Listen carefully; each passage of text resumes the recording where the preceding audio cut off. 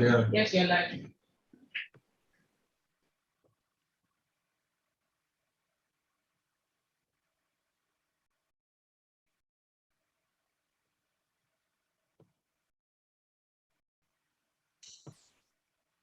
Good afternoon, ladies and gentlemen. It gladdens my heart to welcome all of you to today's pre-webinar summit of Nigerian Economic Summit Group. Universities are increasingly aspiring to be both models and catalysts of change, leading the world to a more sustainable future. Yet, complex and ineffective governance, traditional disciplinary boundaries, and the lack of a shared vision often hinder progress toward this goal.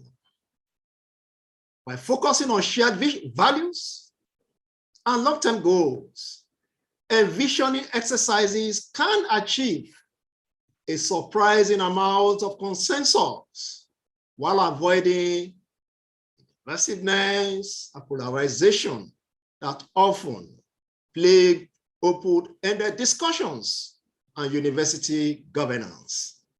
This is a statement of Professor Pollock and his colleagues as far back as 2009. When provided with sufficient and well-structured opportunities, university community members will become active participants in initiatives aimed at fostering institutional change and supporting the wider society. Ladies and gentlemen, today we will be engaging panelists on strengthening academia-industry collaboration in circular economy and natural capital accounting. This is one of the many pre-Nigerian Economic Summits, number 27, the 27th Nigerian Economic Summit conversations that will help to launch research that will identify gaps for circular economy and natural capital accounting in Nigeria, universities and industries. And ultimately, the needed consensus to ensuring the entrenchment and viability of circular economy and natural capital accounting curriculum in Nigerian universities and industries. Ladies and gentlemen, the 27th Nigerian Economic Summit, with the theme, Securing Our Future, the fiance urgency of now, is scheduled to hold on the 25th and 26th of October 2021. If you haven't registered, we are telling you, please kindly go to the link that will be shared on the chat box. We would like to do a little housekeeping, ladies and gentlemen, before we start bringing in our distinguished speakers for the day. We have the speakers that are going to speak, the panelists as well. Please, if you have an opportunity to unmute yourself, we kindly say remain muted so that we have a seamless conversation this very afternoon. Do you have a question? Do you have a comment? Could it be a remark that will make the entire conversation more robust? Kindly insert this in the question box or in the chat box or in the Q&A box.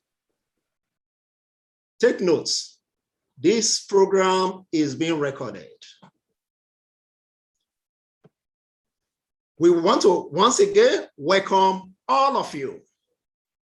My name is Dr. Eugene Itua, and I'm the thematic lead of Circular Economy, Natural Ecosystem and Forest of the Nigerian Economic Summit Group, Sustainability Policy Commission. Once again, it gladdens my heart to welcome you to this pre-summit webinar with the theme, Strengthening Academic Industry Collaboration in Circular Economy and Natural Capital Accounting. I had mentioned it earlier. We have distinguished panelists that will be speaking. Very shortly, we will introduce all of them.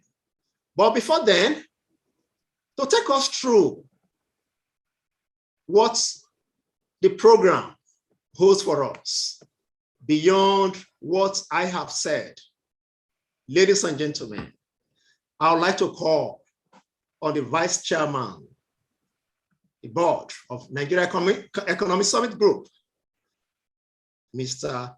Yusuf.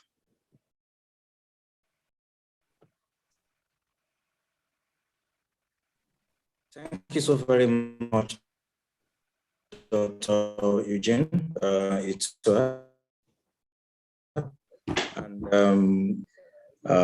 my special pleasure and honor to welcome everyone to this particular conversation and this important pre-summit webinar that is focused on strengthening academia industry collaboration in the circular economy and natural capital accounting. Distinguished heads of ministries, departments, and agencies of government,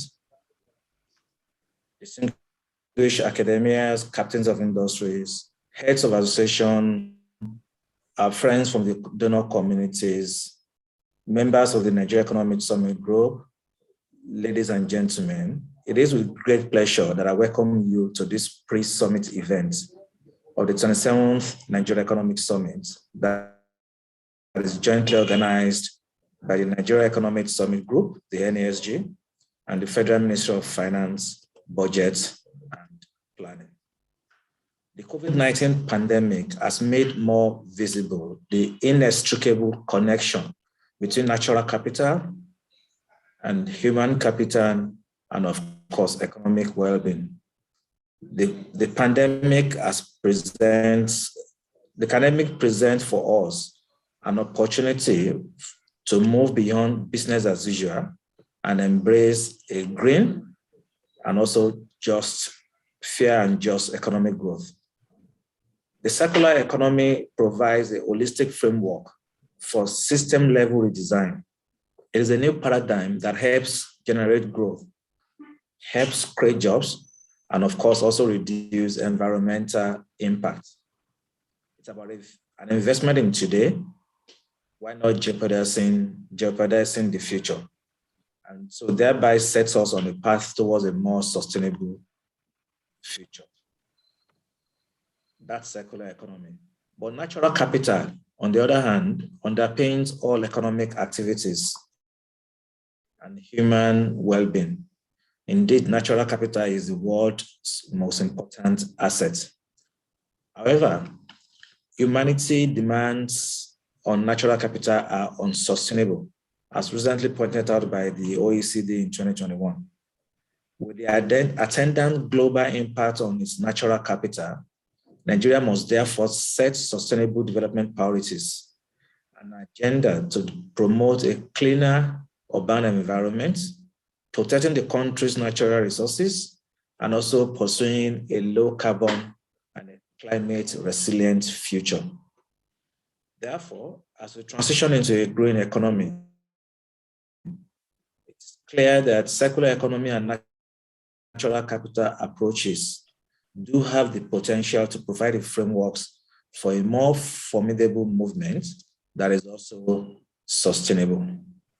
And ultimately, as Nigeria increases its green activities, there's an urgent need to create specific plans to achieve not just a transition, but a just and fair transition to circularity, especially drawing on the strength of our standards of learning through the Nigeria Triple Helix Roundtable. This being a collaboration of the Nigerian Economic Summit Group with the National University Commissions and the Tertiary Education Trust Fund. That's NESG, NUC, and TED. We have this collaboration called the Nigeria Roundtable. And more importantly, it is our hope that today's public-private dialogue will help in the development of key agreements that will drive the advocacy efforts in terms of the circular economy and natural capital in Nigeria. Given that the focus of the next 27 summit is on securing our future, the fierce urgency of now, it is clear that the conversations at this pre-summit event will help to further promote the engagement of stakeholders to discuss circular economy and natural capital for capacity building that hopefully will lead to greater uptake in our citadels of learning, our universities, our polytechnics, and also in our industries, while at the same time encouraging the development of new partnerships across multiple sectors. It is our firm belief that sustained efforts from the private sector, it's our firm belief that sustained efforts of the private sector, the academia, and active collaboration with the government will be able to attract the needed consensus to ensure viability of the circular economy and natural capital curriculum in Nigerian universities and also for industries in the national interest. And so we look forward to a more trend-setting and collaborative development of the Nigerian economy, given the collaboration between the academia and the industry and the private sector. Let me end by also wishing everyone a happy 61st independence anniversary of our great nation. And we look forward to an interesting and educative session this afternoon. Thank you. Thank you very much, Mr. Neyo Yusuf, Vice Chairman, Board of Directors, Nigerian Economic Summit Group. We quite appreciate that very brilliant opening speech from you. In fact, I think it's putting us in the right spirit, since you have actually told us that.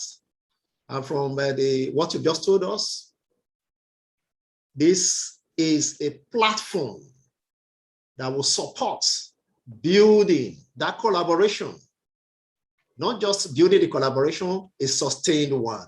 And you had mentioned the three: looking at the government, looking at the private sector, and indeed the academia.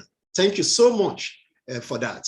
And just to quickly say that moving forward to give the keynote address, one of these key stakeholders will be talking to us. Now, he is the MD of Unilever and has oversight of the West Africa and indeed Central Africa markets.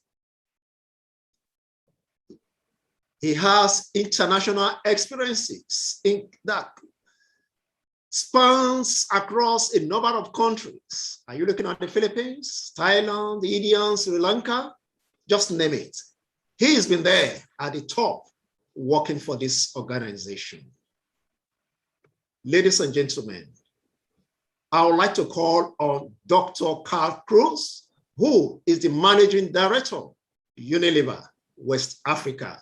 And like I said, Central Africa is also part of this. He will be talking to us on the team, developing the pathway for circular economy and natural capital. This is the keynote address. Dr. Carl Cruz, we are all ears waiting to hear you. Thank you very much. Thank you. So to the distinguished members of the Nigerian Economic Summit Group, and of course, everyone else, ladies and gentlemen, thank you for having me and Unilever at this event. For us at Unilever, a company where sustainability is fully integrated into its operations, and for me personally, the theme of this pre-summit event is of urgent and personal importance. To set the context for today's panel conversations, I will attempt to use my address to establish the urgency of the topic we are gathered here to discuss, and hopefully set high expectations for the conversations that will follow. The goal is for us to get a sense of the work that awaits each one of us and our organizations in strengthening the academia-industry collaboration in circular economy and natural capacity accounting. Let me start off with this simple yet powerful concept that is relevant to our conversation today. This is the concept of Earth Overshoot Day, which is hosted and calculated by the Global Footprint Network, an international research organization that provides decision makers with a set of tools to help human economy operate within the Earth's ecological limits. Earth Overshoot Day marks the date when humanity's demand for ecological resources and services in a given year exceeds what the Earth can regenerate in that particular year. Here is a simple analogy to help you understand this concept better.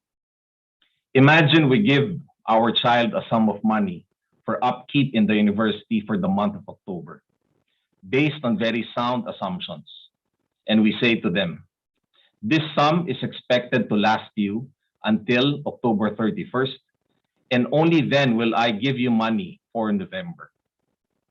Knowing our kids, we suspect that money will most likely not last till October 31st. Well, that particular day that money runs out is the child's overshoot day. After that day, he or she may borrow to get through to the end of the month, but that will affect his or her allowance the following month.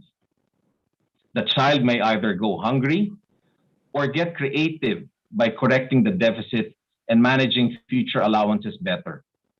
But we know which course of action we would prefer them to take.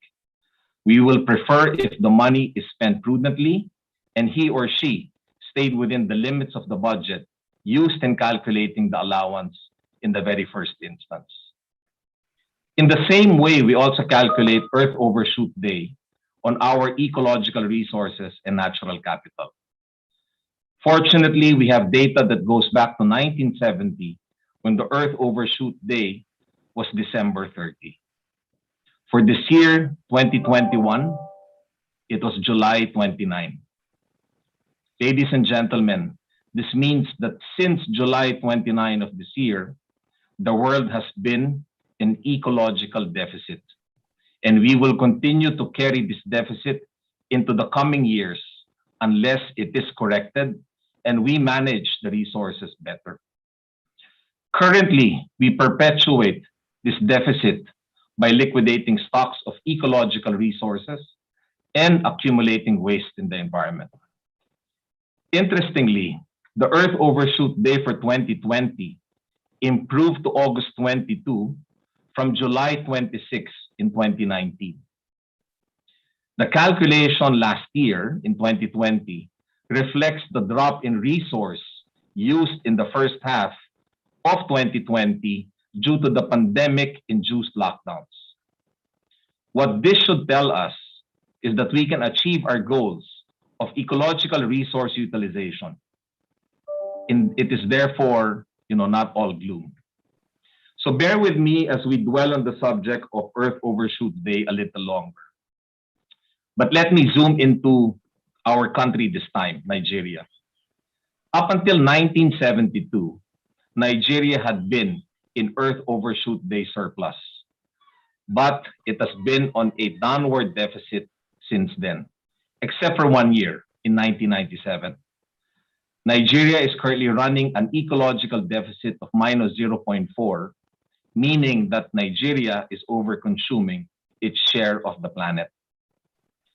The world's stock of natural assets of geology, soil, air, water, and all living things can be sustainable if we manage them well. From this natural capital, human beings derive a wide range of value, such as food, water, plants used for fuel, building materials, and medicines that make life better. There are also many less visible ecosystem services, such as climate regulation and natural flood defenses provided by forests, billions of tons of carbon stored by peatlands, the pollination of crops by insects that we deplete at our peril. But there's no doubt that we have been overexploiting our natural capital, and this is catastrophic in terms of biodiversity loss as ecosystem productivity and resilience decline over time. Also, poorly managed natural capital creates not only an ecological liability, but social and economic liabilities as well. What we see is that we have become more prone to extreme events such as massive flooding and droughts. Ultimately, this makes it more difficult for us human communities to sustain ourselves, particularly in already stressed ecosystems, potentially leading to starvation, conflict over resource scarcity, and displacement of populations. This situation makes an already volatile, uncertain, complex, and ambiguous social and business environment even more so. Long-term development is a process of accumulation and sound management of a portfolio of assets: manufactured, economic, natural, human, and social capital. The depletion of natural capital poses a significant challenge to the other capital pillars and to achieving poverty reduction and sustainable development objectives. This particular issue is especially important in developing countries that depend on natural capital for about 47% of their wealth. And yet, in several of these countries, natural capital is being depleted without corresponding investments in human capital, such as education or health, or produced capital, such as infrastructure, leading to an overall decrease in wealth and a failure to improve standards of living amongst the poor. Therefore, it is imperative for each country to commit to natural resource accounting, to account for and positively correct stock changes of its natural assets, comprising biota, subsoil assets of proven reserves, and water and land with their aquatic and terrestrial ecosystems. So just like the analogy of the child in the university, we know that we must have a strategy for managing our resources better if we must ward off the impending crisis.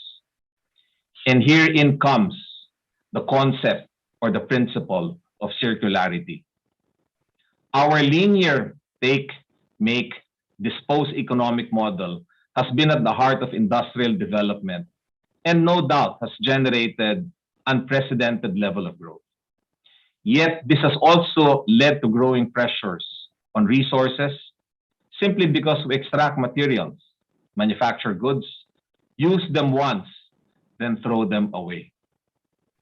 Most products almost entirely depend on the use of virgin raw materials and vast amounts of energy and water. But if we can design waste and pollution out of the system, keep products and materials in use longer, and regenerate natural systems, we can basically reinvent everything. By this, we create a circular economy.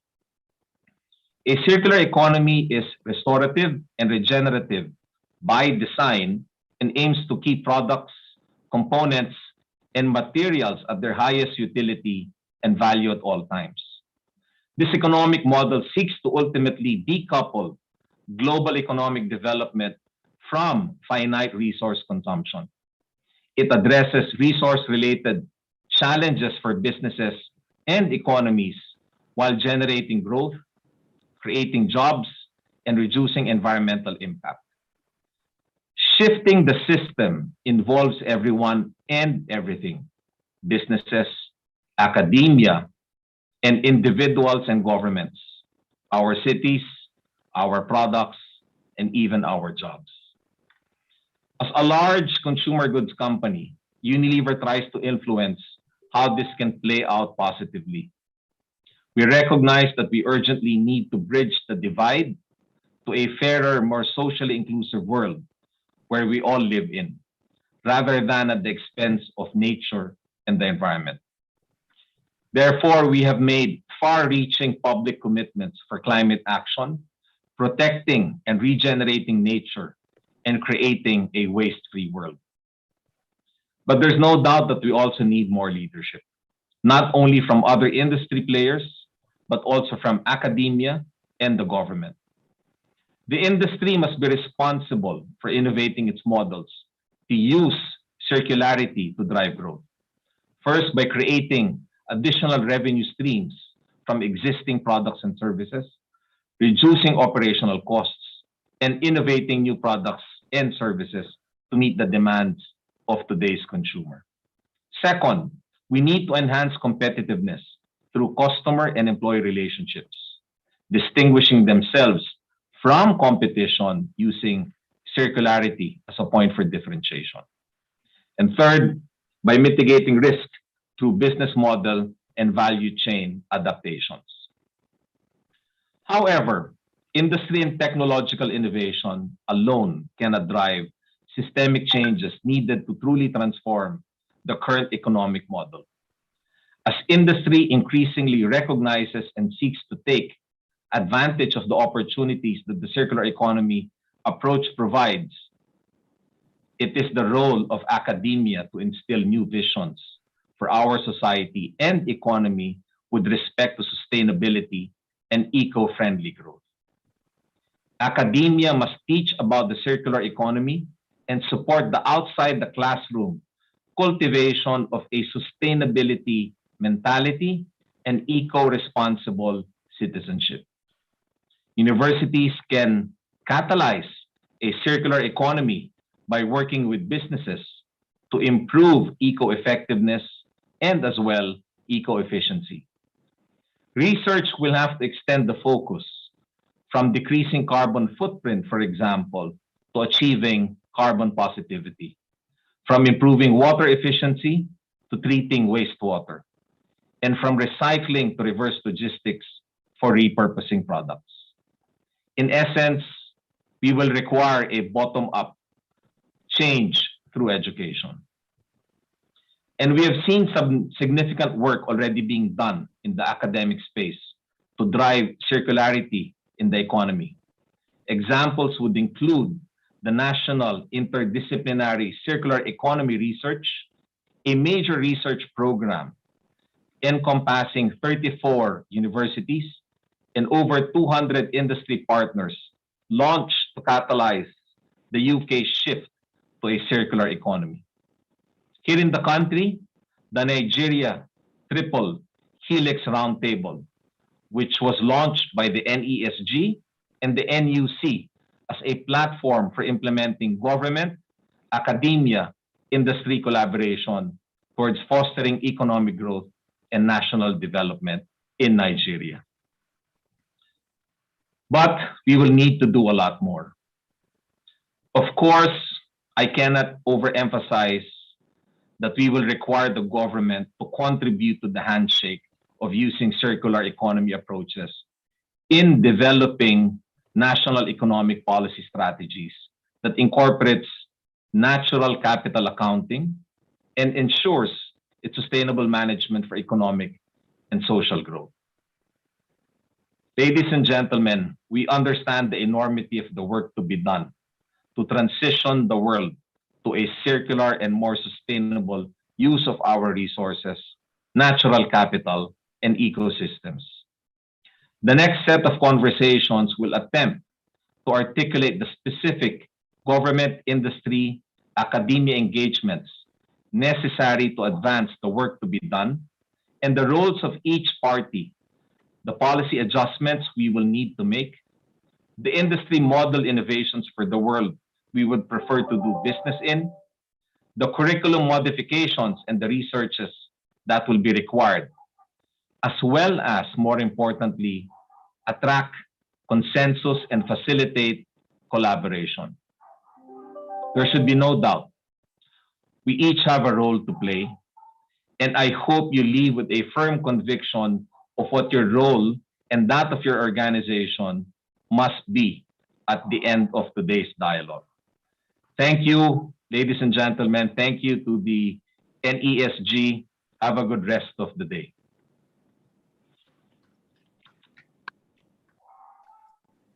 Wow, Dr. Kak, That was a very brilliant speech. Thank you so much for giving us that tonic that will motivate everyone to stay on this very path. You've taken us through a whole lot and indeed set the tone.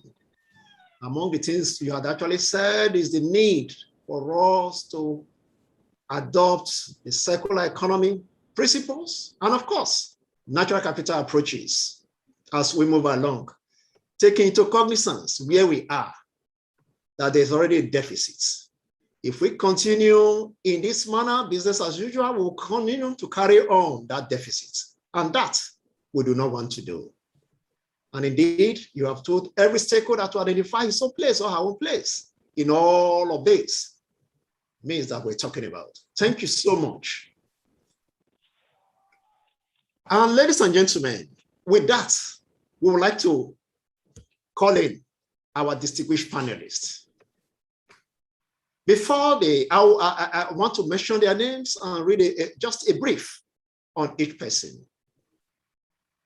We'll be having Professor Ezomoye Lawrence, who is the Vice Chancellor of Nigerian University. He is a professor of ecotoxicology and environmental forensics with over 30 years experience in research and teaching. And we just told you that he is the Vice Chancellor of Nigerian University. He is also a visiting professor to Lancaster University, United Kingdom.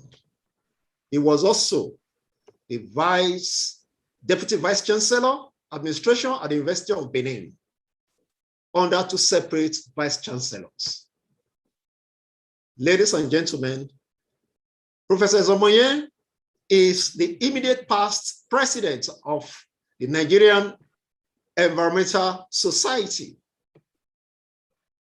And at present, he is one of those experts that the federal government is engaging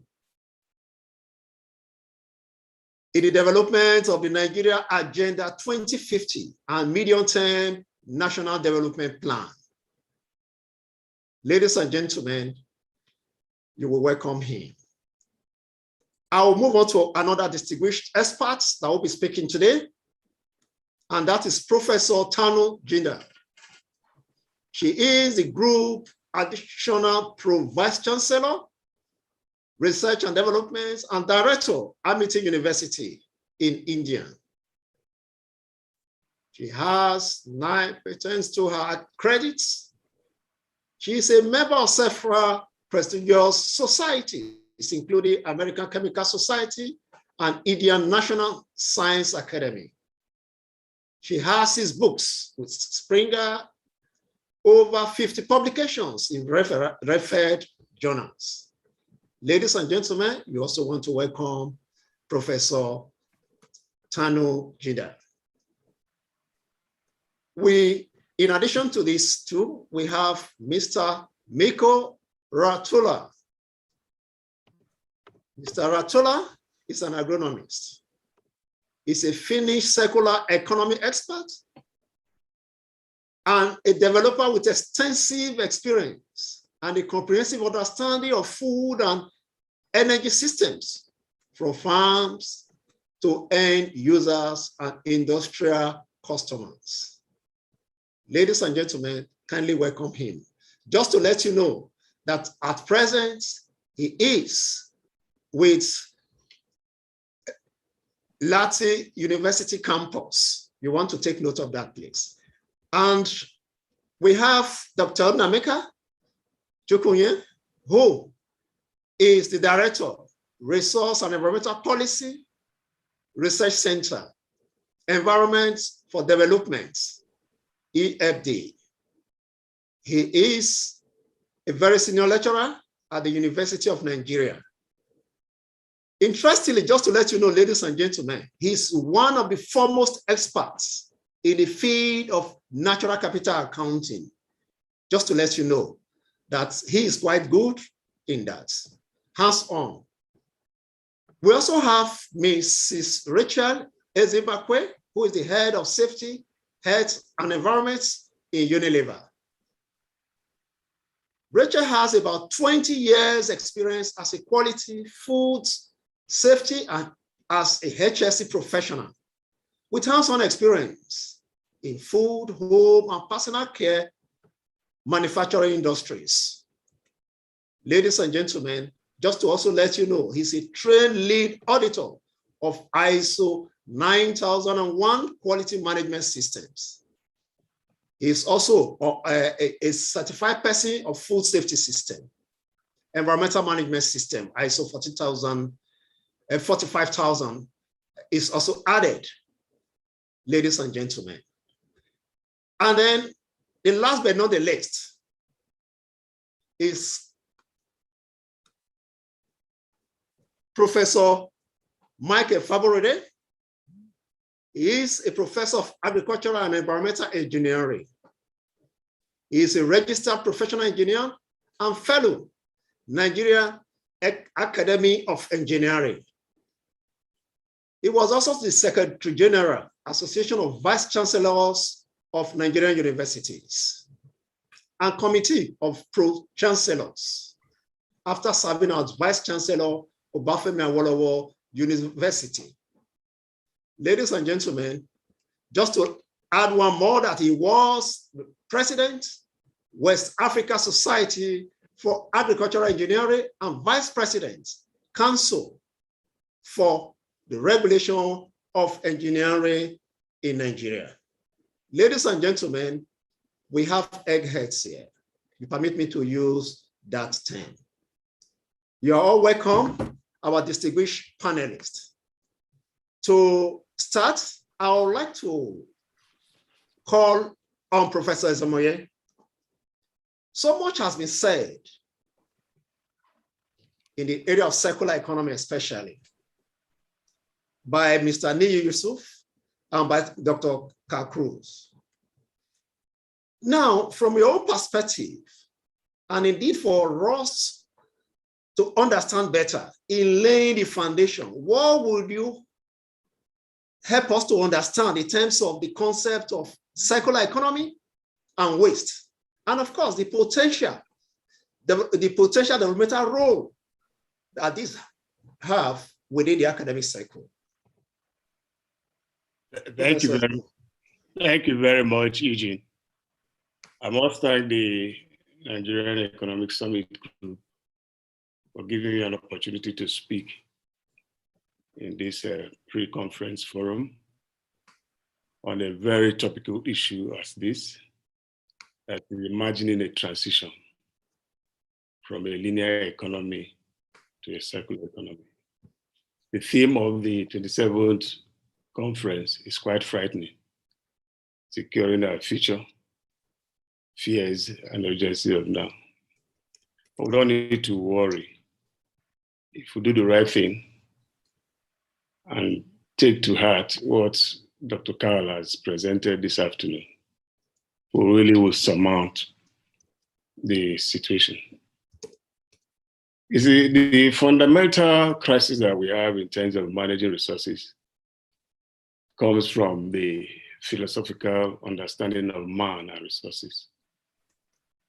Man is naturally epocentric. And by this I mean, he's always interested in using, and not replenishing.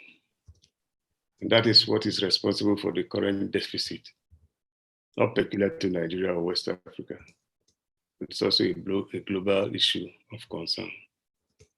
This epocentric nature is what has led to the linear economy, which requires just use, discard, and of course, create the waste. It has become symbolic now to determine the affluence of most cities by looking at the wastescape of the environment. The heaps of waste you find in those areas have also become a yardstick to measure affluence, which is not supposed to be. And that is because of the linear disposition of man. And because of that, waste have been termed valueless, which is not correct, by definition, by human imagination, and by human conduct. waste does not have a value. And that is what gives circular economy the required impetus for this transition. Because circular economy is one concept that valorizes waste, gives waste a value, and changes the shift completely. The paradigm shift is really shifted to the right and making it very obvious for adoption. And because of the concept of linear economy, you see that waste is generated in very, very large quantum now. As cities are developing, as the population is increasing, waste is continuing to increase. I'm not too inclined to statistics, but it's there to show that waste is continuously increasing. And the attendant problems are what the Sustainable Development Goals want to solve. One of them is clean water. Waste have often deprived us of clean water, contaminating the underground water.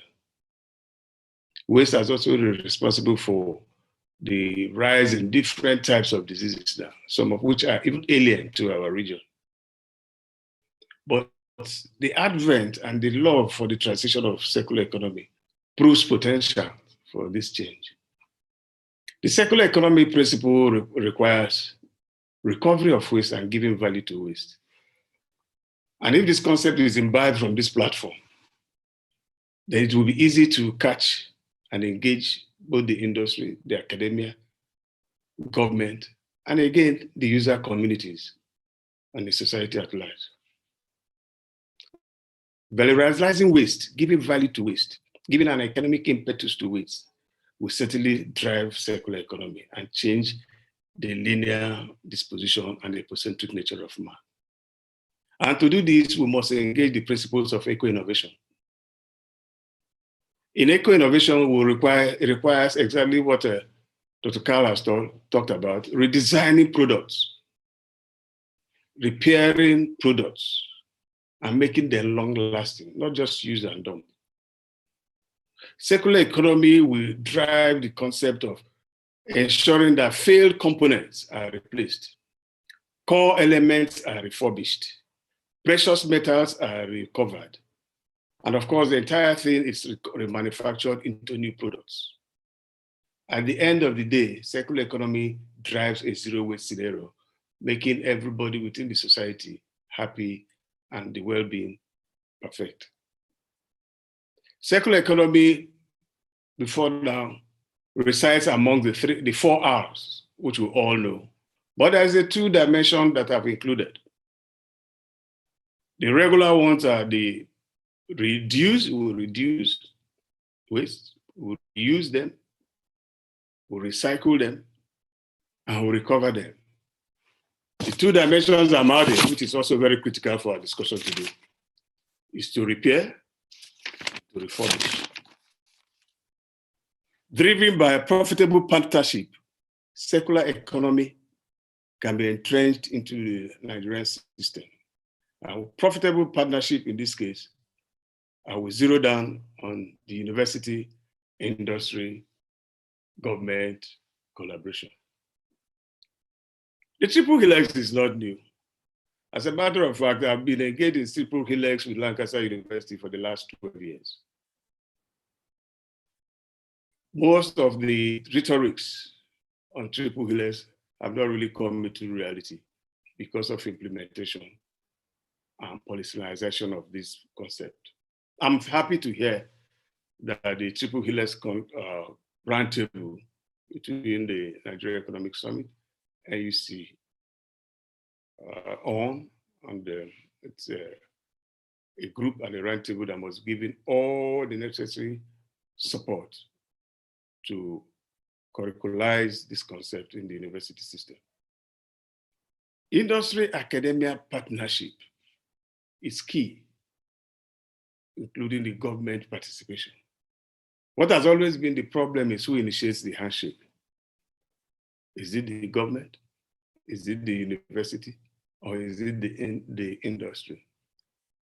And this delay has often made this partnership redundant. Ego plays are there. Mutual trust has not been established.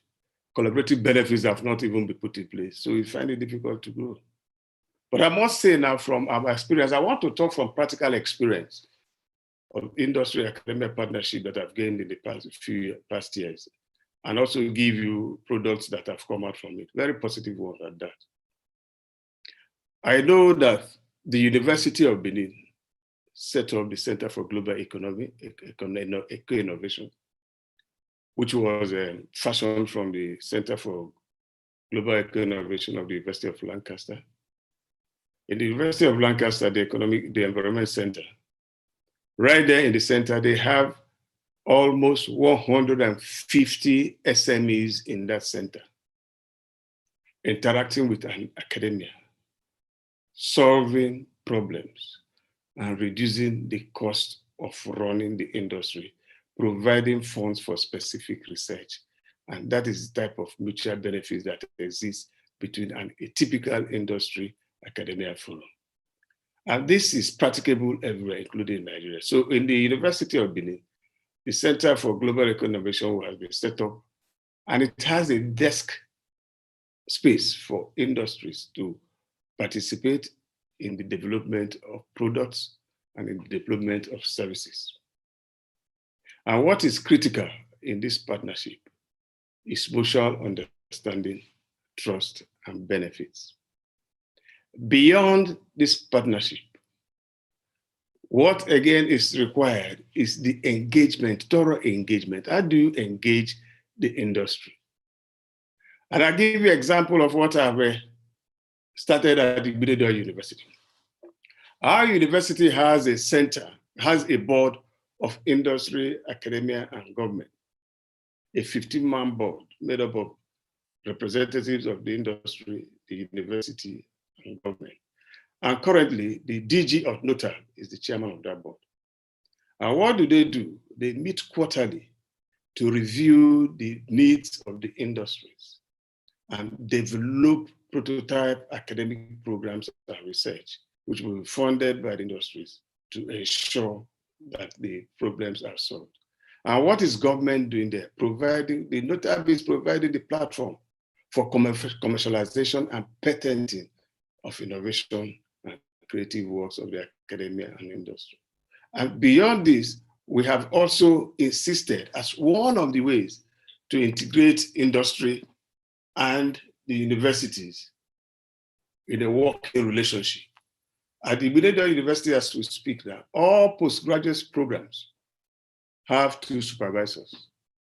1 supervisor from the industry and 1 supervisor from the academia. And every postgraduate topic, before it gets approval with Senate, must be solving 1 problem, 1 industry problem, 1 society problem, or 1 government problem. And that is what we have tried to do in recent times. And how does it work? How does this engagement work?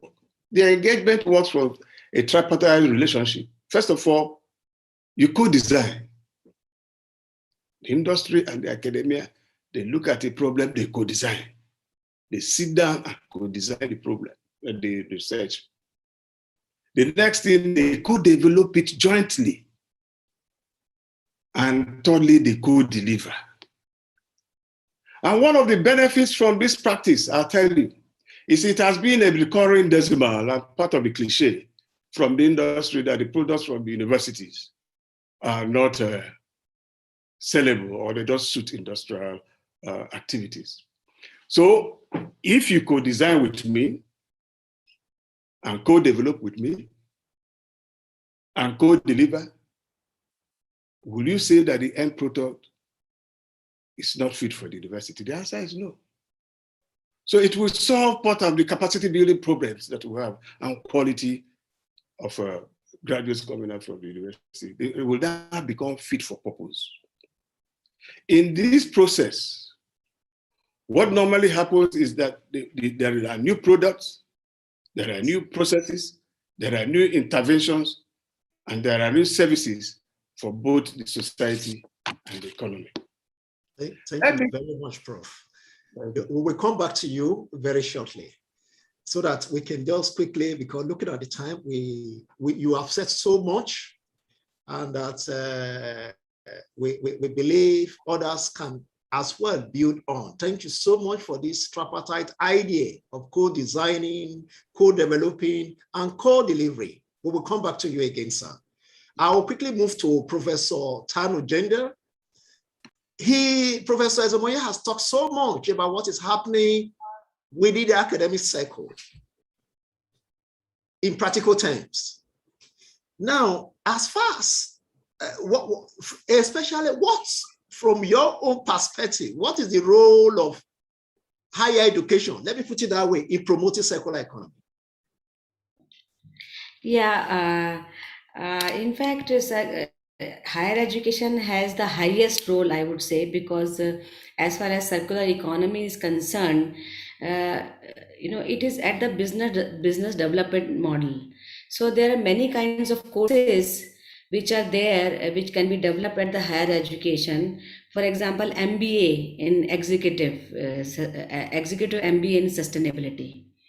So, these leaders will directly go to their organizations, and, they can immediately implement the principles of circular economy. In fact, there are many courses. MSc is there, then MBA is there. Similarly to all undergraduates discipline, be it fashion technology or be it,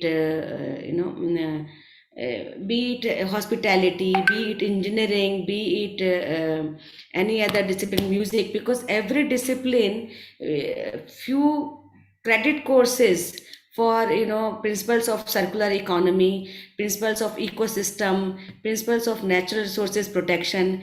So we are doing it in India. It has been made mandatory for people to bring awareness for natural resources and sustainable development. So this will play a very big role, because once it is, such courses are being taught mandatory at higher education level, so they can implement the same principles of sustainability and circular economy according to their discipline, as I mentioned, and that innovation will come in the minds of the students. So as Professor Lawrence have said that during their project, during their dissertation, even involvement of one industry expert and one guide from the education will bring the innovative ideas of research and will practical knowledge about any particular stream. Thirdly, maybe few drill games or tear down labs, eco-industrial parks, simulation, and a circular future exercise can be involved as novel circular economy exercises. So such kind of things, activities can be built in a university as a model system, so that other people can get inspired and follow it. Then interactivity, non-dogmatism, and reciprocity, as well as constructive alignment and problem-based learning, are proposed as core circular economy teaching principles. In fact, now with new normal of virtual teaching, it has become easy to bring the all global people together. So and in fact, this is again virtual teaching. One do not have to prepare the lecture again and again, and large number of case studies in 4-quadrant model approach, with case studies, with experiments, with videos, and with notes. We can really bring in a higher education these principles of circular economy and sustainability at a global level. According to this question, I think these are my reply. And we should also, for teaching principles also, I mean 2 types of circular economy. One, sustainability of a university system. One can perform the UNEP nudges together, and also following virtual labs together from at global level. I think higher education can play a very big role in enlightening masses at different levels, be at student level, be at business model, or be it at industry level. Thank you very much. Thank you very much for that. I think the conversation is quite is getting more and more enriched. Dr. Nnameka, like we said earlier, you'll be there at the forefront looking at the issues of natural capital. I also know, yes, you are doing a whole lot in terms of research on circular economy. For us, what do you think in terms of transition for us as a nation? What are the opportunities? And how can we harness this? It's been, a number of this have been said earlier, but from your own perspective, has been there, especially from the angle of natural capital accounting. How can we tap into this and make it worthwhile? Thank you very much, Dr. Eugene Itwa. Sorry, just to, because I know I didn't mention this before, because of the time check, if you can just speak to this in 2 minutes, that would be very brilliant so that we can go around a second time. Okay, thank you very much, Dr. Eugene, and thanks the Nigerian Economic Summit Group for this discussion. And also thank the presenters, especially the keynote presenter, for the way he elucidated the things about natural capital accounting and the circular economy and the relevance in academics and how research can be used to enhance circularity and natural capital accounting. So I want to say that Nigeria, I will say if I will answer the question you mentioned directly, Nigeria has a lot of opportunities to be able to use natural capital accounting framework and the circular economy, which natural capital accounting can help build up to be able to help in economic development. Sometimes when you talk about natural capital accounting, people only look at it from the angle of the natural resources. But it's the main thing of developing the system of economic accounting is to be able to help in policy making in terms of the economy, so that by providing a kind of a multiple view of the interrelationship between the economy and the environment, the system of economic accounts can help uncover trade-offs and synergies across different policy domains. So for Nigeria, that we know that has been experiencing a lot of social and economic and environmental pressures, and exacerbated by the issue of COVID, and even the economic things and other things have been put in place by Nigeria.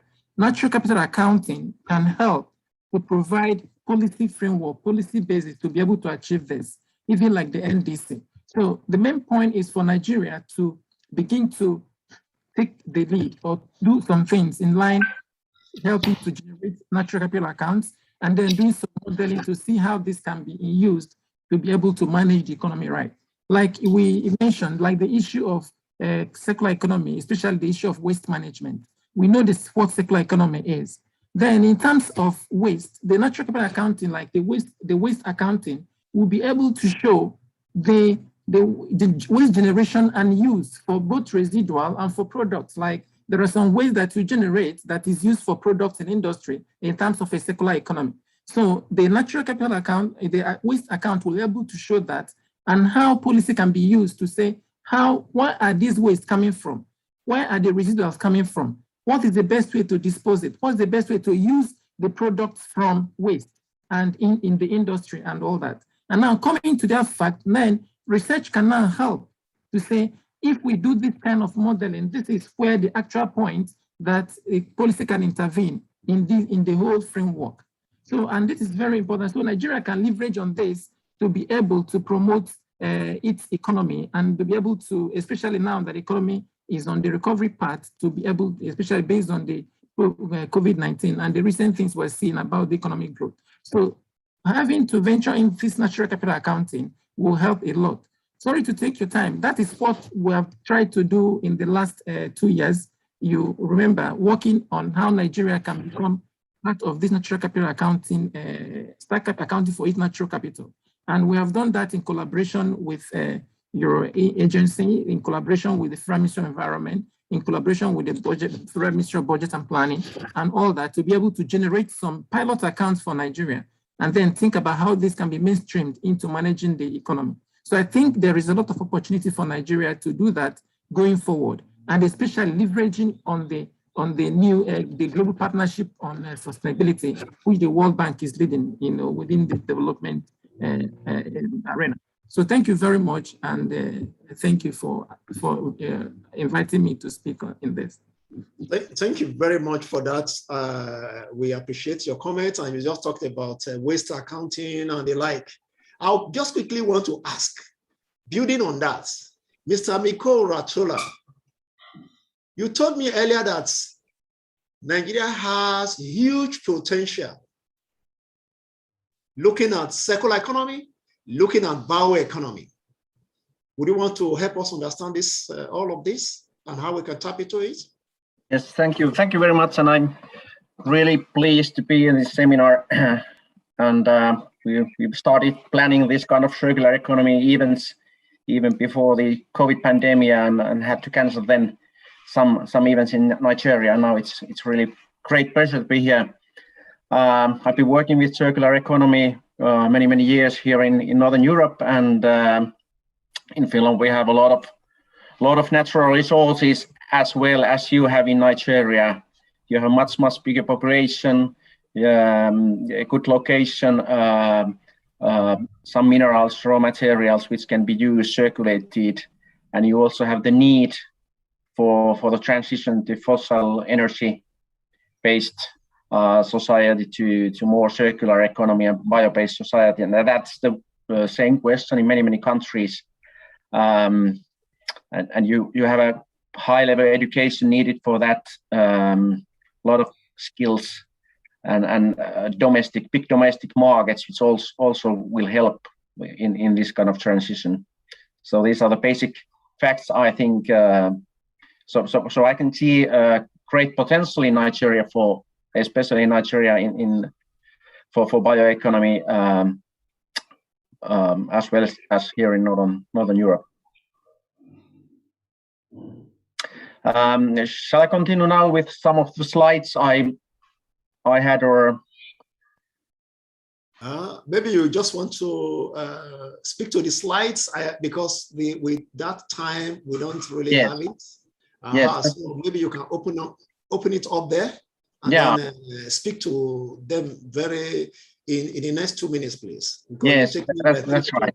So when we were talking about this seminar, I was first thinking, what is actually the role of universities? And like mentioned here before, there's great responsibility in universities. They should give the highest education, and they also should do the highest level research on topics. And when we think about these big issues in our nature or global problems, challenges like climate change, lack of raw materials in the future, so universities definitely should be in the first front to look for the new innovative solutions. So it's a part of the academic freedom, and they also have the responsibility to educate skilled people to take part of this transition. So we can compare when some 150 years ago we moved to fossil energy-based societies. It was a big, huge industrialization challenge, a lot of changes coming in many countries, and now we are facing similar big change, moving from fossil energy based linear systems to more circular based, bio-based, natural resource-based systems. And it is huge challenge, of course, for our education systems and for our universities. So that's for sure.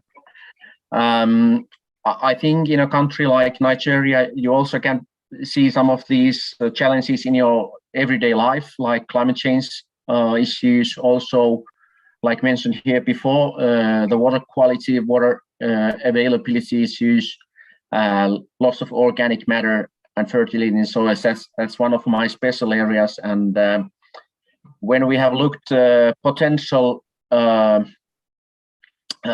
to avoid or how to prevent climate change to be too quick or minimize the effects, maybe the most cost-effective way to prevent climate change is to bind carbon to the soils.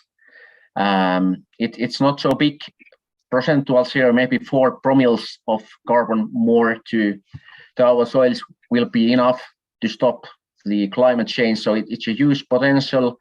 And then we will need their farms, we will need their countryside, we will need their industrial partners and stakeholders. So it's a big question, but we have to consider this kind of methods. Also, planting trees, especially in Africa, I think it's a big potential for climate change and circular economy. Thank you very much. We'll come back to you with the second question so that you can share more on what you were trying to say. Again, for Mrs. Rachel Ezebakwe, you are from Unilever. Earlier, your MD spoke on a range of issues, demonstrating what you are doing as one of the top-notch organizations in the industry.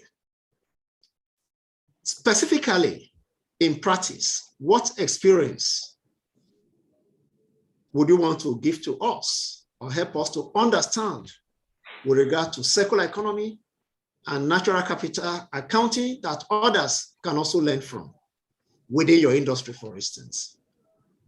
Thank you so much. I'd like to articulate. Please, again, sorry, I seem to be missing that leg of time check. Please, if we can, you can just speak briefly to 3 minutes. That would be very brilliant. Please. I'll try. Okay, so in Unilever, we started a journey about 10 years ago, and under the framework that we call the Unilever Sustainable Living Plan. And under this framework, we have set a number of goals. One is touching on improving health and well-being for more than 1 billion people. The second bucket is reducing environmental impact by half within all our operations. And the third one is enhancing livelihood for millions. So the bucket that talks to circular economy and natural capital accounting is that bucket of reducing our environmental impact by half. And under this goal, we set a lot of milestones for ourselves. And like I mentioned to you, this has been a 10-year journey. As of last year, we did a summary of our 10 years program. And I'll just talk to some of the highlights of things and what we were able to achieve. From them. On waste. As of 2015, Unilever achieved zero non-hazardous waste to landfill across all our manufacturing sites. And what this meant for us was every stream of waste, we needed to look for how and who can reuse it. So we took the resolve that we are not taking any non-hazardous waste to landfill. And I must tell you that this is a challenging part, especially in Nigeria, where we needed to identify what small or medium enterprise will be using the waste that we are generating on our site. I can tell you that we've had a success in this area, that now even in Nigeria factory in Oregon and Agbara, every waste stream is either reused or recycled by people in circular economy. And this we have been able to do across all our sites. Another, some of the other commitments we have made is sustainable resourcing. We want to resource from farmers who would use their land in sustainable ways so that we get into that deficit that Carl talked about. We in Nigeria, we committed to reusing our plastic. We have a framework of reduce plastic, better plastic, zero plastic. And in some of these commitments we have made is that by 2015, 25% of our plastic will be reused. And we are interested in even consumer return plastic. We also remove completely PVR from our system. So a number of these goals came with challenging and innovations that we need to do. What we have done is the global goals are set, and as a country, we look at what is very practicable for us and we start looking for solutions. In 2018, Unilever and Weir Cyclers signed an agreement focusing on only plastic waste. And when we started, we committed that we will remove 6,000 tons of plastic from the environment. And this will make us to be plastic neutral as a company. We want to remove every drop of plastic that we have produced and sent to the environment, remove it back from the environment. And we have this project running. It's been a success story. In 2019 alone, we're able to remove 1,100 tons of plastic from the environment. We had a setback on our target because of the COVID pandemic and the slowing down. But we can say that today, recyclers have kiosks in communities where people are now encouraged to return their plastics and take a benefit in terms of material or money. And you see competitions, you see malams now put nylons down and put their plastic into it because they know somebody is coming to come weigh it and give them a token for it. These are some of the ways that— Yeah, thank you very much for, you've given us a whole lot of your activities, a 10-year journey. Thank you so much. We will please move on because we are really grappling with time. And I think I haven't done very well in that. But nevertheless, Professor Michael Fabore, earlier, you had mentioned to me the need for a productive manufacturing economy, especially in the light of what is happening today. Look at our forests. We do not have a productive manufacturing economy. Is it then wise to be thinking of a circular economy? Prof. Thank you. Thank you very much, Eugene. And let me appreciate the NESG for taking up this initiative.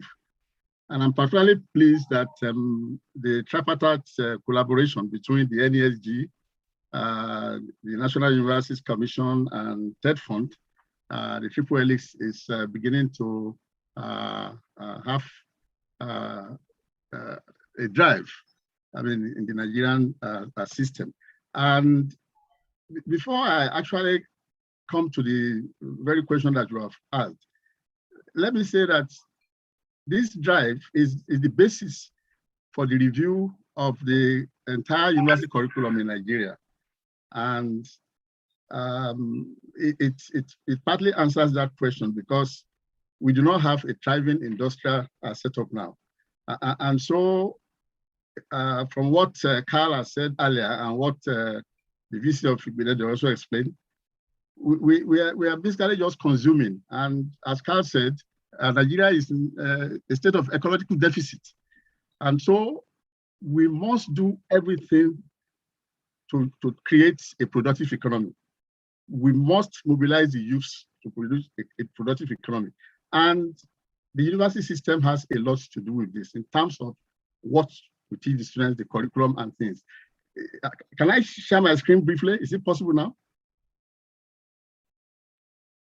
If it's possible, I'll just show something that we...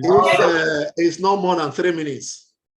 Yes, if it's possible, I'll just quickly... Please just go ahead. You have access to it. If it's no more than 3 minutes. Right.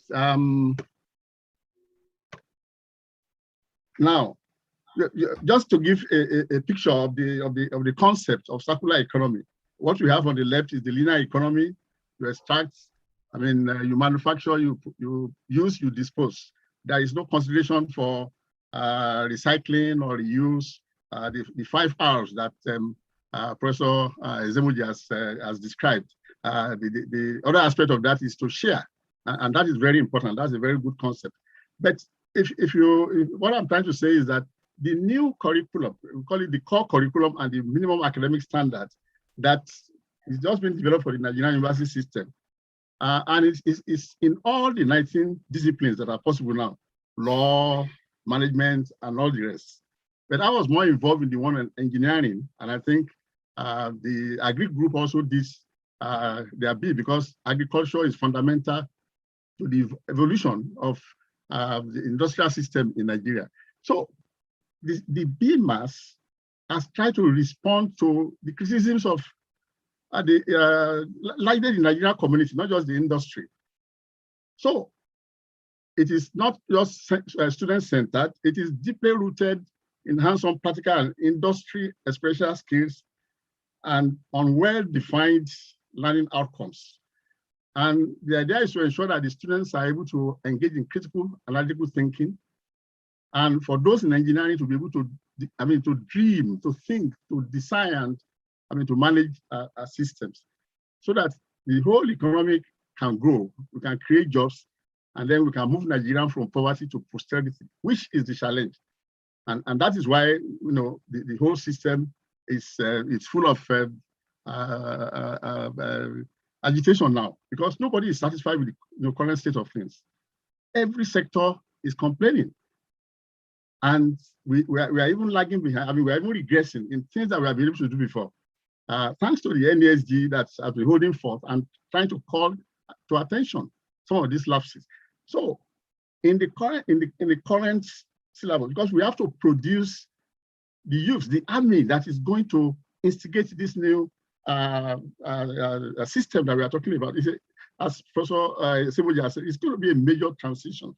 Though some of the things we have been doing, on some small scales, for instance, we have been talking of recycling, we have been talking of waste recovery, wastewater use in farming and so on, but it has not entered the conscious and the subconsciousness of Nigerians. So in the general studies, we are going to talk about not just Nigerian people and cultures, but logic, philosophy, and social development, so that students can get the basis of why we must change our thinking, the way we do things. And of course, entrepreneurship is now has now assumed that dimension, because apart from the two general courses, every discipline we also have its own that is peculiar, so that students, and when we are talking about entrepreneurship, we are not talking about learning how to weave, how to tie and dance. No, it is the one that will lead to students thinking of entrepreneurial activities, setting up enterprises, and moving us away from this non-productive system that we have. And of course, we have to capitalize on the new knowledge, as Carl said in his introductory remarks.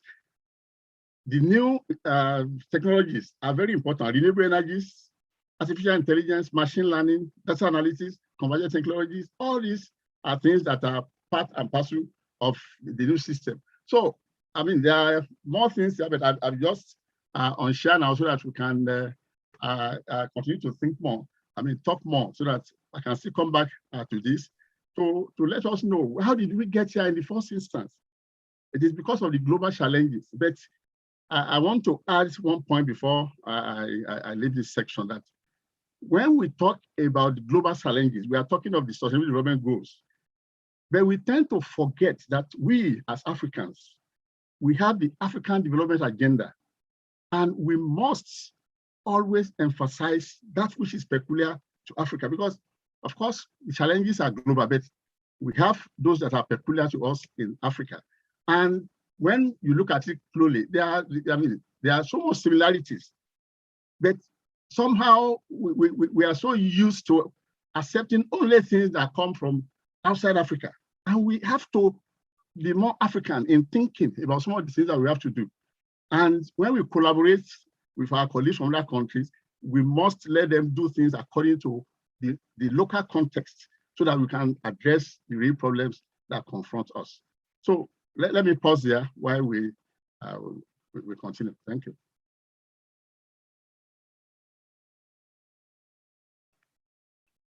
Eugene, on mute. Thank you very much, Prof. Again, that is still helping us to understand where we are and what we need to do. Ladies and gentlemen, please, our great audience, if you have any question, any comment, any remark, like we said at the beginning, kindly put that in the Q&A box or in the chat box. We've seen only just 2 questions. And as much as possible, our great speakers, please, you can also look at the question that concerns you, and you want to give a response to it. Otherwise, we can pick them up during the Q&A session, which is starting in about 5 minutes. We will harvest them and repeat the questions so that you can give a voice to them. I will quickly go back to Professor Ezome. Thank you very much. Earlier, you were giving us the huge opportunities that we all stand to gain in all of this. In laying the foundation, you've told us so much Now, my question again will be, in terms of policies, would you say we have enabling policies to strengthen the growing relationship that you talked about earlier? Recall you had earlier talked about the redundancy as no stakeholder is taking the first step. And now NESG seem to have taken the first step to bring everybody together. Can we build on this? What are the policy dimensions in relation to this? Thank you. Thank you very much. I'll be very brief because I have to catch up with an annual meeting now. I want to answer your question from two standpoints. First of all, from a practical demonstration of the success story of our industry academia interface. I currently chair the Nigerian lead. I'm the Nigerian lead of a 7 million project between the University of Benin, Lancaster, and some other universities. And it's on safe water, circular economy. And the University of Benin project is on waste to energy, and it's called Recirculate and Actuate. That project was based on energy, waste, energy, food nexus. And what was that? The principle, we had to look at the production of biogas through cattle remains and food waste. But beyond there, the research component was optimization of the digesters. We also had a research component that had to do with pathogen kill from the waste. And the third research component was augmenting the digest state and making it valuable for agricultural inputs. And to do this successfully, we did what we call stakeholder engagement and buy-in. So we had to work with the abattoir men, that the people that are responsible for the cattle men. We had meetings with small farm holders, and we shared our vision with the university secondary school and the university itself. And what is the outcome? The outcome was that this a preliminary study provided the opportunity for another funding, which is called Actuate. And Actuate is the production of a 30 cubic meter digester, which has a 20 cubic meter gas bag and powers a 6.5 kVA biogas engine and lights up our Center for Eco-Innovation 8 hours every day. And the source was what was required, described as a waste. Cattle remain alone. And we have engaged the abattoir workers, and they've invited us to come and replicate that in abattoir. Small farm holders have also asked us to come and do this. And we are doing it in collaboration with Avenam Bioenergy Technologies. The Avenam is the industry component, and the Center for Eco-Innovation, University of Benin, is the academia component, and it's working. So therefore, the deployment of this process is not just, it's a policy issue. And the policy must be driven by shared vision. All those concerned must share the vision for the transition. And to make it possible, you must show pragmatic examples that it works. Engagement of the community. The communities have been left out for a long while. If government policy on private sector and academia is formulated and asked to implement, it also requires the buy-in from the community, or those we call the end users. And that is what I suggest. So the policies must redefine our shared vision. Our policies must also inculcate and include ownership, because ownership is what determines sustainability. You do a project and you leave it to the community, which we all know today, solar everywhere. You come back 5 years after, they are not working anymore. The simple reason is that the communities didn't have a buy-in. They were not properly engaged from start to finish. There must be community engagement all through the life cycle of any project that we want to deploy based on the university industry academia. And finally, our policies that are more on job creation and wealth creation should also include an infusion, mainstreaming of circular economy. And when we do this, we should be driving the transition on a seamless road. And it's very possible in the Nigerian scenario. I've given you an example of what is happening now. I've given you the deployment rate at what we're having now. I've told you too that we're upscaling. In the next 2 months now, we shall be having a national workshop on the standardization of digestates from bio-waste for the use of agricultural farming. And in that case, we are fighting the energy costs, we are fighting the waste management, and we're also supporting food security. Circular economy is just the best way to go, and it's doable. Thank you, Nigerian Economic Society Group. Wow, that was an excellent one. Once again, Professor Zemaye, you always get me enthralled in all of this. Thank you so much, and giving us those practical demonstrations. That look, these things work. They are not rocket science. We can actually work and develop them. Professor Tano, I know you want to leave quickly. If you are there, what do you think? Sorry, EJ, can I leave? Because I have to join the. Well, let me just quickly, to check. I am not too sure there is a question for you, but I think let me just quickly do this. I think there was a question that has to do with, do we have the needed infrastructure to integrate the required tool? I'm trying to read that out. Thanks, Prof, for the insight and on the entrepreneurship skills as essential for Nigerian prosperity. However, I think the best way to go is to promote ecopreneurship, the entrepreneurship initiative that tend to address environmental, economic, and social problems in contemporary Nigerian society. To what extent is this notion emphasized the current NUC benchmark and teaching curriculum in Nigeria tertiary institution? Perhaps either Professor Fabore or Professor Zemaye, you want to quickly give voice to this before you leave. I know you earlier said you have a meeting. But take note, there is a small one that is titled that, do we have the needed infrastructure to integrate the required tool to mainstream circular economy and natural capital accounting in our universities, such that the industry rely on the expertise for enhanced productivity?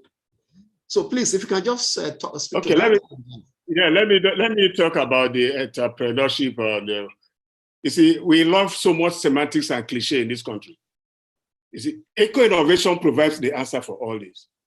Innovative thinking and innovative practice. We can embed them into our entrepreneurial program, and the policy directive will also include that. Don't forget that NUC have made entrepreneurship a mandatory course in every university. In my university, every 300 level student with all disciplines, they do the entrepreneurial program. And at the end of the day, they do their project and they are marked and scored on that. It's a mandatory program. And that is part of the very, very good work our current ES is doing for us and NUC. So we can further develop. In my university, based on the program we have that with Lancaster University, we want to develop a postgraduate program on circular economy. And even with your group, Eugene, the Eco Capital Group, we have signed an MOU and you are part of that system. We have started doing that. We have to postgraduate diploma programs in this. So that will dovetail into capacity building. Capacity building is a mandatory requirement. Part of these £7 million that I talked about, that the British government provided, is basically for capacity building. And with that project, I've trained over 150 Nigerians and 50 academic staff from University of Benin on circular economy and on waste to energy projects. So Nigeria, we have it. The policies must be there. You see, I have carefully avoided funding. Well, you know, it's an essential. All that I've said were driven by fund. So we can also isolate a particular fund for circular economic transition. And with that, we shall end the linear economy for good in Nigeria. Thank you very much, and I will take my leave now. Thank you very much. Thank you. Thank you very much. Professor Tano, I know you are there. Who do you think should hold the key to the technological innovation in circular economy between the academia and the industry? Of course, we know the government is there as well. That has been mentioned, but what do you think?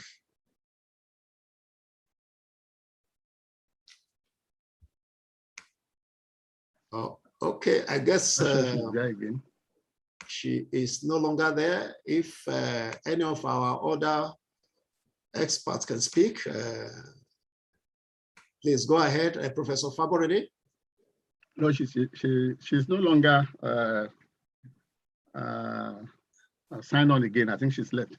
I think I can't see her here. Professor Fabore, can you bring the question again? Okay, let me just, now we'll be talking about the engagement between the university and the industry. And recall earlier, Professor Ezemoye had talked about the redundancy because nobody is taking the initiative to move, or the first step rather. So my question, who do you think should hold the key in terms of this? Who should take the first step? Who holds the key that would take and ensure that this is made more robust, building on what has been done and what we're doing today and moving forward? Okay, thank you very much. As Professor Ezemoye has explained, there are a lot that are going on, pockets here and there in some institutions, in organizations, some NGOs, and so, some of them, the NESG is involved. You know, but in terms of scale, and most of these efforts are funded by external funding. And there's a limit to which you can mine these external sources of support. I mean, I know we want to collaborate, we want a global partnership for our support, but must we leave the fate of the country to dole out from external sources alone? I think a major action that must be taken is to be able to secure the necessary national political will. I know we have challenges. We have challenges in this way that things that, I mean, we advocate do not seem to be understood by the policymakers. Rather, they engage in things that are so wasteful and do not, you know, amount to progress in this country. But we must not relent. We must continue to drum it and continue to fight for a system that recognizes that knowledge is the basis of progress. The collaboration, the tripartite collaboration between the NUC, the NESG, is one of the catalysts that we need to be like a vanguard to instigate this discussion. But you will find that at the end of the day, you still need the buy-in of government. You need the buy-in of government because Nigeria is, I mean, it's a big country. And for you to be able to scale properly, a lot of the things that are happening, you need to touch on several aspects. Now, I will give an example. There is a food tracking system, a food waste tracking system developed by a Nigerian who is based in the UK. And right now, we are collaborating with at least 6 institutions in Nigeria, each in one of the geopolitical zones, so that people can adopt this technology and spread it to the homes, the communities, the farms, because it allows us to have a proper way of measuring the waste, the accounting system, and become very conscious of the need to prevent food waste and be able to ensure food security. But as I said, these are little drops in a big ocean. And so we need to advocate for government to understand and support this initiative. There is so much money in the country that is being wasted on irrelevant things, whereas there are very good policies that can be scaled up from institutional levels, from NGO levels, and to ensure that we are able to overcome a number of our challenges. So that is the big question. For instance, Netherlands now has adopted circular economy for its food and agricultural system. It's a national policy, and that makes it, I mean, all embracing, binding on everybody, and you can see the success. You can see the leaps that they are making. So what stops Nigeria from recognizing that agriculture is the cornerstone of our economy, diversification, circular economy, I mean, agro-industrialization, and so on, and face it squarely, rather than just thinking of central bank giving loans to invisible farmers and so on and so forth. So these are the issues. Thank you. Thank you very much, Prof. You just actually highlighted some of the barriers that we come across. Now, Professor Tano Jinder is still there. I would like to ask this question. What are the barriers to circular economy for industry?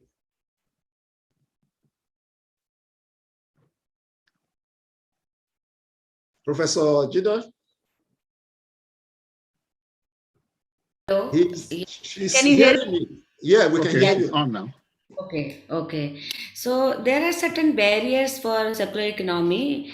First, the startup cost is high, and secondly, there is a complex supply chain for circular economy products.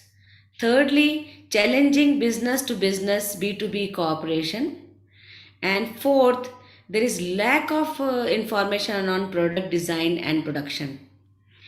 Fifth, there is lack of technical skills also because of the new products which are sustainable. That the skill is set is not present in the market, and quality compromise. In fact, sometimes because of when you recycle it, so it may not look good in shape or size. So there is, you can say, quality compromise in that sense. And then disassembly of products in time for recycling, because when recycling is there, one had to disassemble and then again make the product, so that is another time taking procedure. And also, finally, there is lack of promotion of eco-friendly benefits which people are not aware of.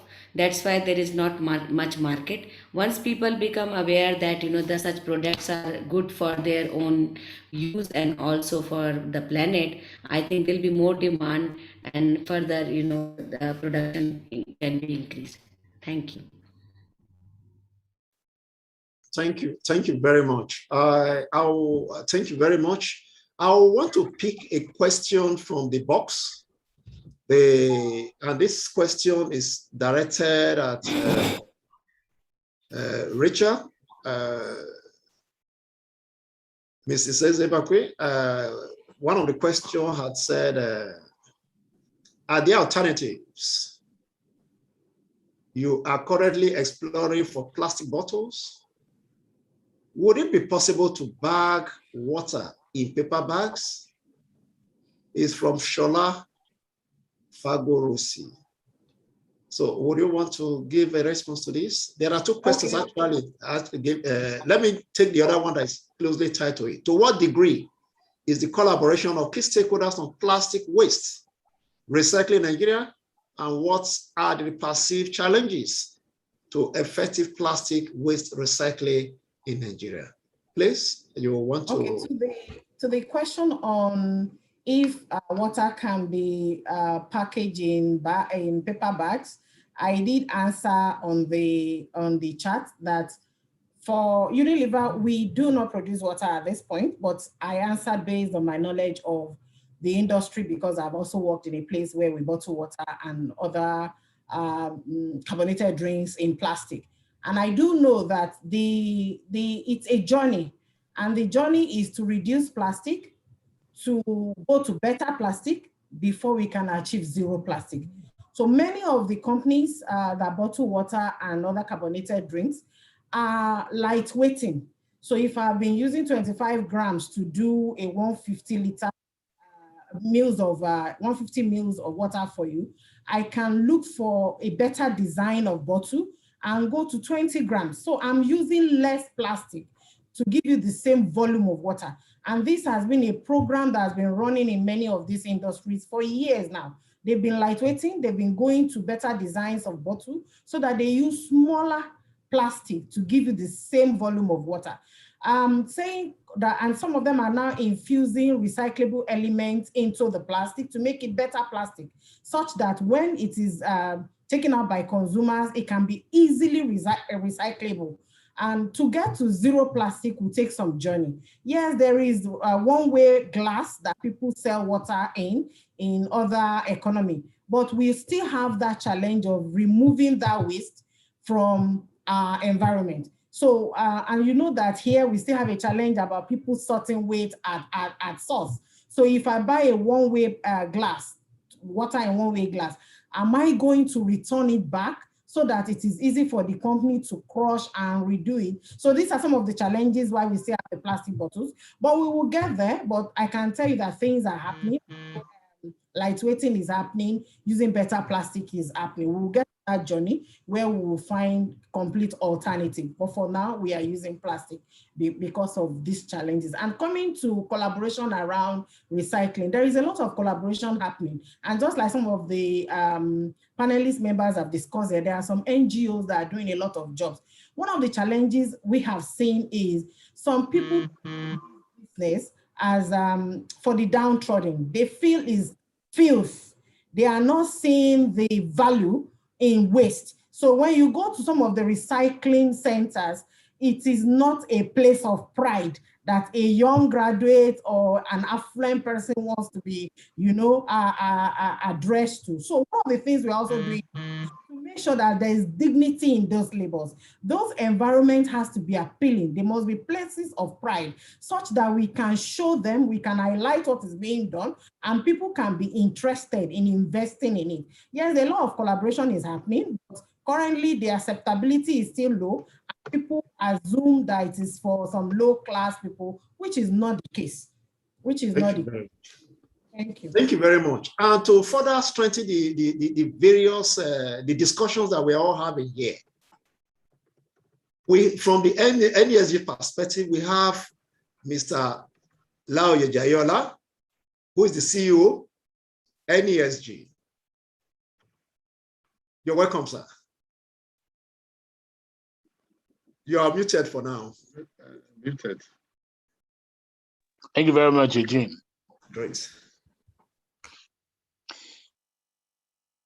I just want to confirm. He did ask a question, which Professor Fabore was trying to answer, regarding who should start all this, who should scale it. Now, I'm a firm believer that, well, we all can say it's government, but I say it is multi-sectoral approach. Everybody should work together. Yeah. And part of the things we face, even when government is not really receptive to it, we should keep on the advocacy. I know those people in the secular, I know all of you in the sustainability space, secular space, kept on with this to even get this little traction. Yeah. Very good. How we make money, are we making money? Go. People don't look at other sources of revenue. But as we begin to work together and then diversify and drive it, we're going to see a lot of work. For instance, when we started a triple helix model, it was ourselves and the university talking with the policy people. But tech funds saw the need for it and they joined almost immediately. And they've gone on to establish what we call the National Research Development.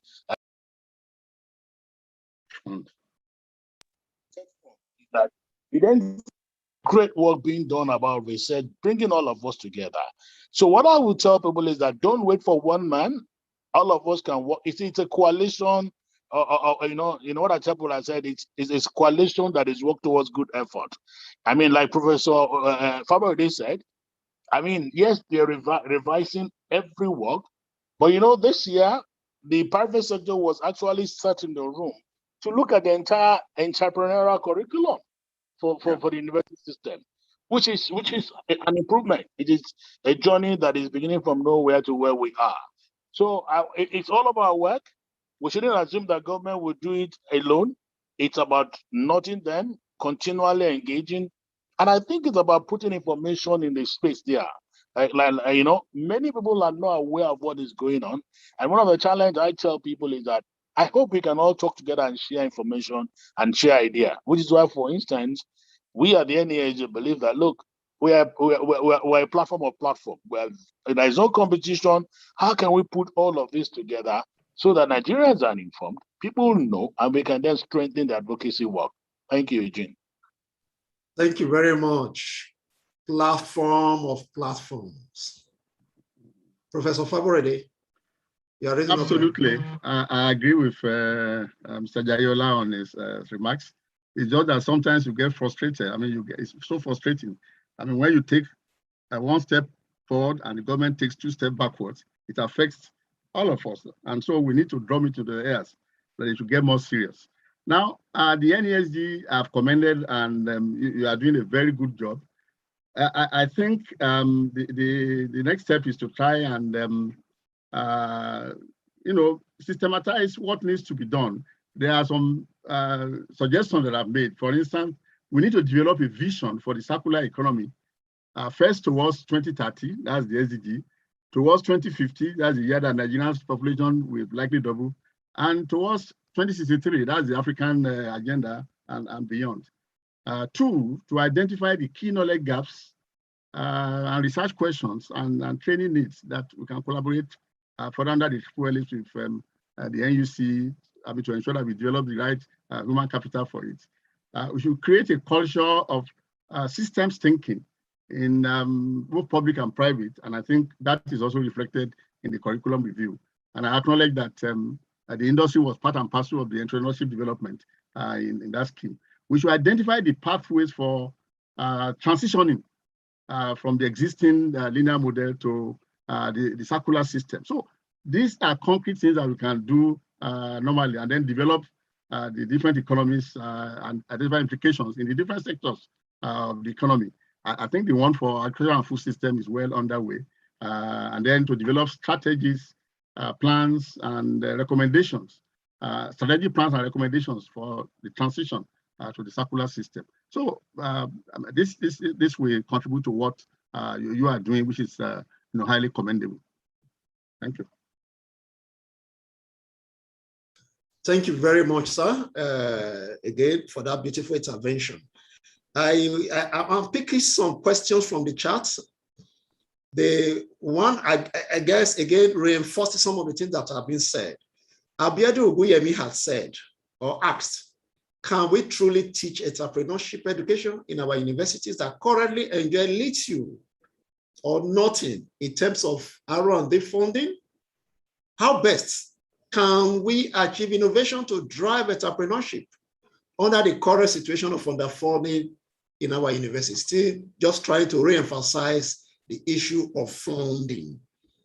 And then David has said, how has design thinking been used to attain value for the circular economy? I guess this would have gone to Professor Ezemoye, who fortunately has gone for another meeting.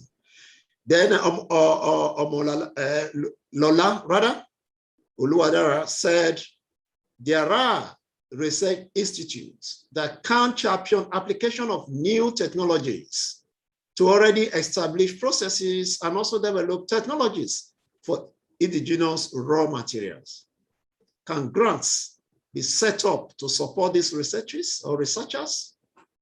I think these are some of it. And then the last one is, okay, this has been taken earlier. So these are the three questions we have left. If there's still any other one, we will re-echo them. But again, I will leave the floor for any of our panelists to take any of these questions without pointing a finger to anybody. Please, you can show by raising your hand and then we just call you, or you can just jump onto it and speak. Okay, Eugene, I'll jump into one. I mean, and I'll start with the first question that talks about whether entrepreneurship can be third. With next to nothing, where there is no grant. And again, that's one of the things we looked at in the design of entrepreneurship this time and in the curriculum.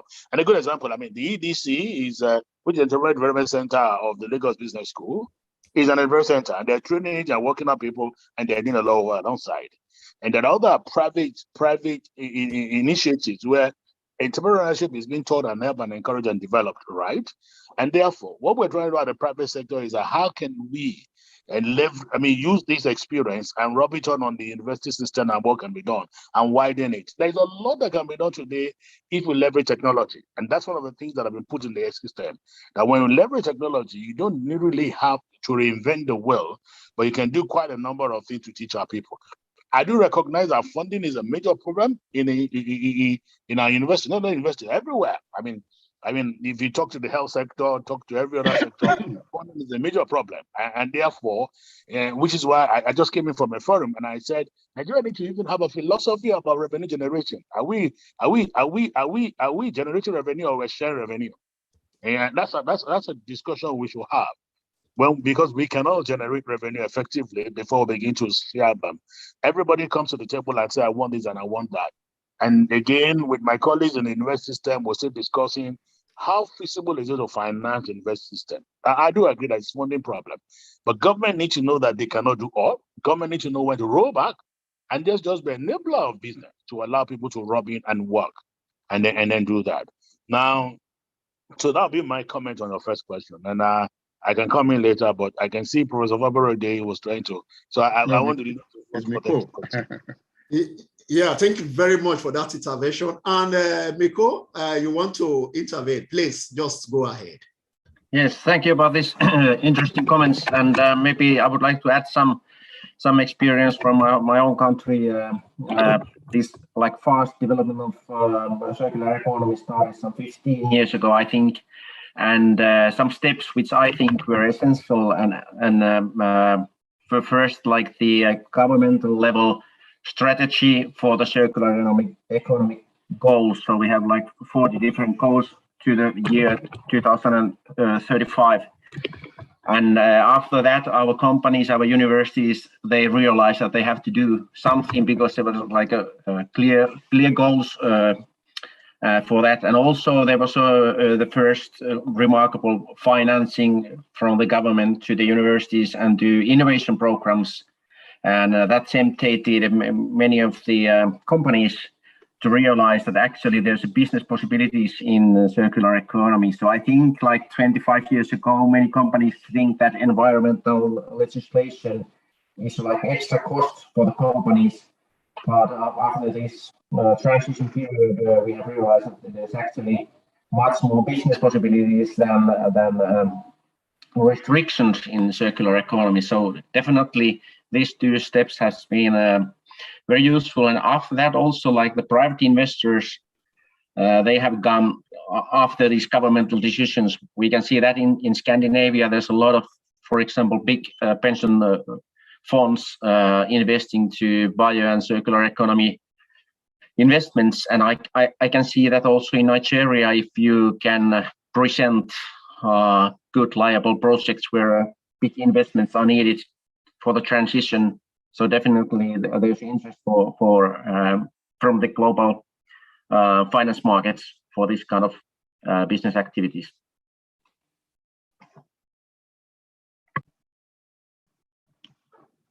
Thank you very much for that intervention as well. Professor Fabore, you were raising up your hand, but I just wanted to ask if Dr. Nnameka, you want to say something? I know you're still online. Would you want to intervene at this moment? Yeah, Dr. Eugene, yes, I wanted to say that from the way I see the discussion going, very important, the circular economy. But it's important for us to understand that without a good natural capital accounting framework, the circular economy may not effectively work in terms of practice and policy. Because, say for example, the CF framework in line with the waste accounting. For us to be able to know the sources of waste, where they are going, those who are utilizing the residuals, and those in terms of production, and those who are using it in terms of other measures, and how it is circulating within the economy. It's an account that will show us how those things are happening, so that we will now know which section is going to recycling, and which section is going to industries, apart from recycling and other uses. So with that, you'll be able to plan the circular economy properly.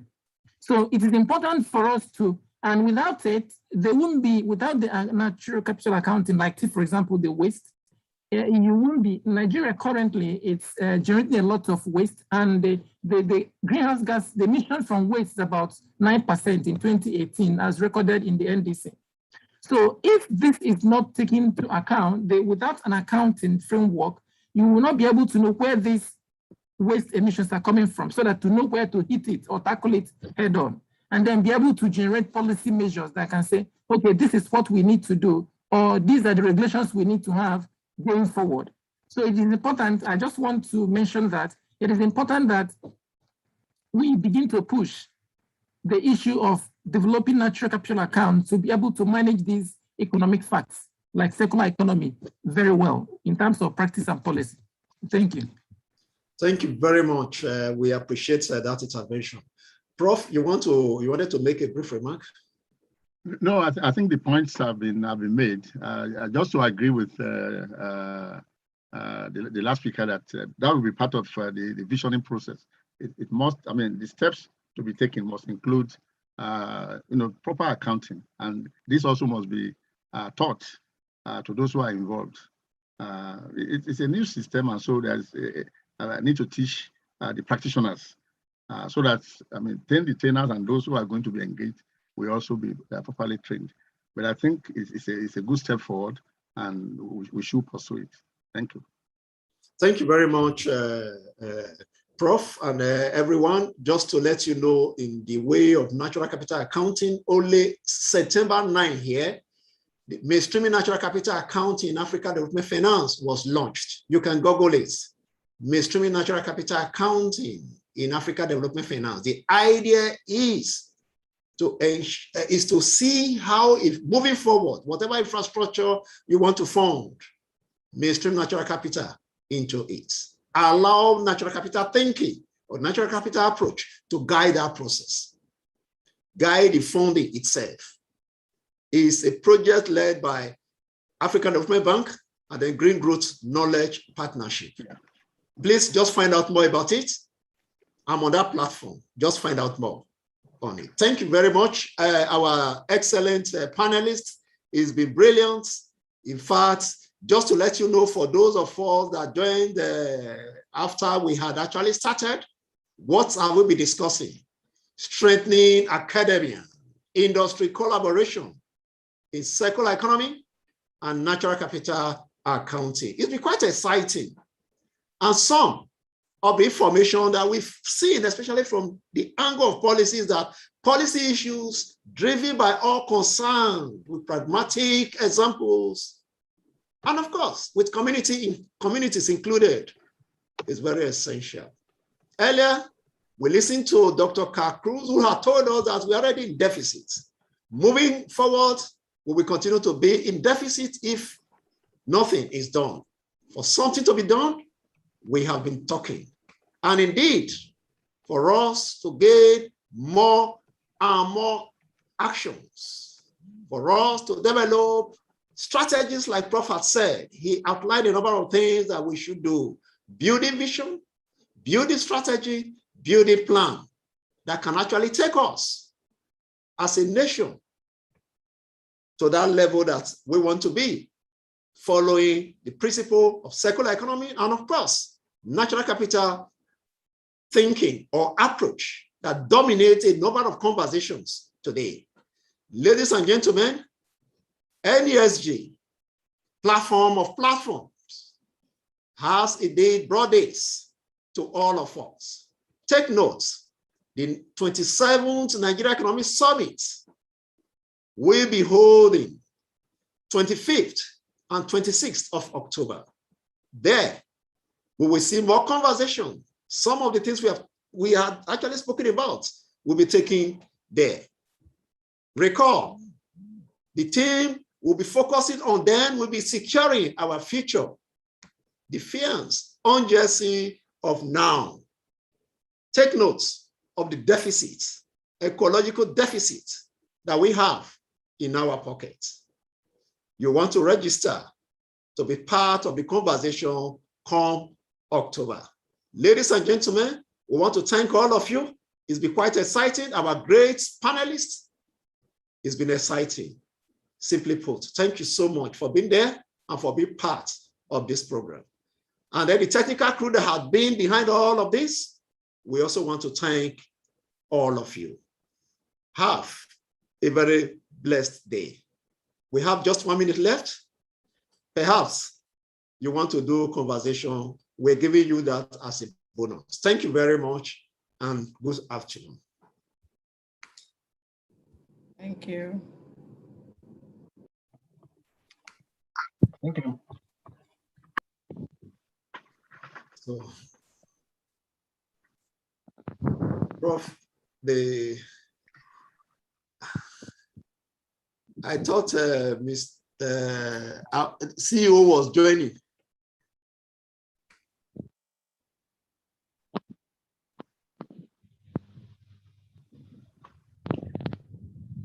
Okay. Prof, the For the curriculum. Yeah. Are you there, sir? Yeah. The issue of natural capital accounting, I don't know how that can also be embedded. I can share with you, and indeed with everyone here, there is a flyer on that for the 4 pillars that we have for mainstreaming natural capital in Africa development finance. Yeah. Please do. I will expect that the social sciences group have taken it on board. But we can also have a taste of it for engineering students in engineering management and the section of sustainable development. But there is enough provision to bring on board some of these very exciting concepts and make the new graduates authentic graduates, not just people who will feel as if you don't know what is happening in the environment. Yeah. Because in fact, just to let you know, for this very project, at present, we are trying to use Madagascar, Mozambique, Tanzania. Yeah. Tanzania just did a report. And of course, Nigeria is part of it. Okay. The African Development Bank is actually supporting those countries, and then we are assisting in the coordination. I am the policy and advocacy coordinator for that project. Okay. You know, so, I made the last minute comment that the 2 development bankers in Africa, African Development Bank and Afrexim, they are Nigerians and they are products of our institution. So we must believe in ourselves, and they are shaping the African dream enviously now, and we are very proud of them. And I'm happy that you are already collaborating with AFDB.